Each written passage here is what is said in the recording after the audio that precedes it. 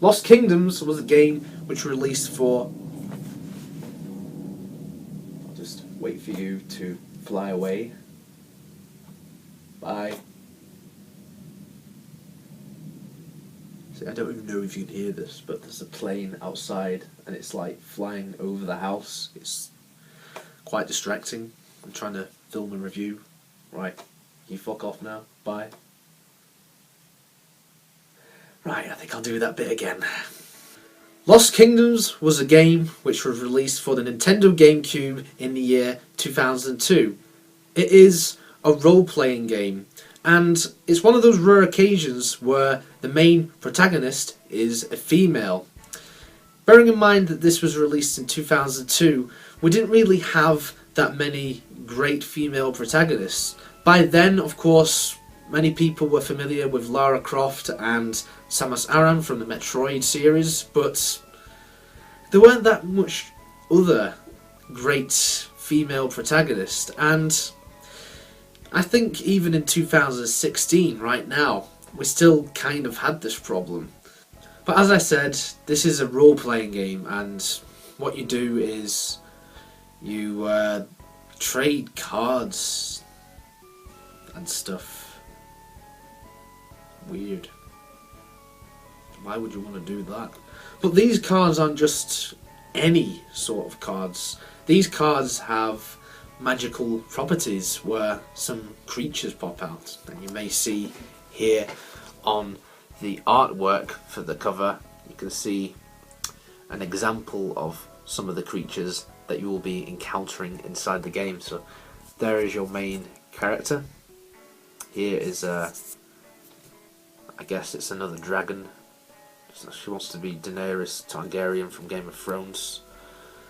We have a skeleton for a change, because we're not seeing skeletons before, and we've got someone who basically looks like a caveman crossed with a Viking. Completely normal, isn't it? And with all these different types of monsters, creatures, characters that appear out of these cards, you fight other monsters, creatures or characters that are spread across every map.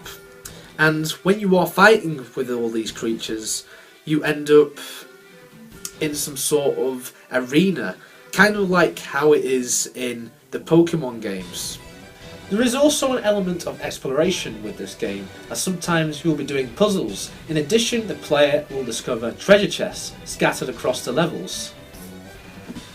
Now, where have I seen a game like that before, where you have treasure chests scattered across places and you open them and you find special items? Oh yeah! Assassin's Creed 2! For what it's worth, back in the day, just like the Wind Waker, I thought that it was absolute blast playing this game. But as I've got older and revisited this game a few times, I feel that there's something missing. There's something that just lacks. I get some sort of empty feeling, and I realise that while this game was kind of an innovation at the time, it has been kind of done before. RPGs are one of the most popular game genres out there, and this game falls just right in there.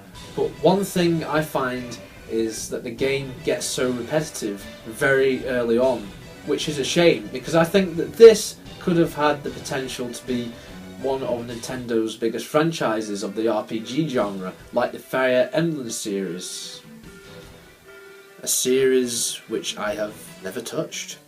This did spawn a sequel though, a year later, with Lost Kingdoms 2, which unfortunately I've not played. In conclusion, when I was a kid, I thought this was awesome, but now, not as awesome. It's got a decent soundtrack though. That is why I will be putting this in the down to earth category.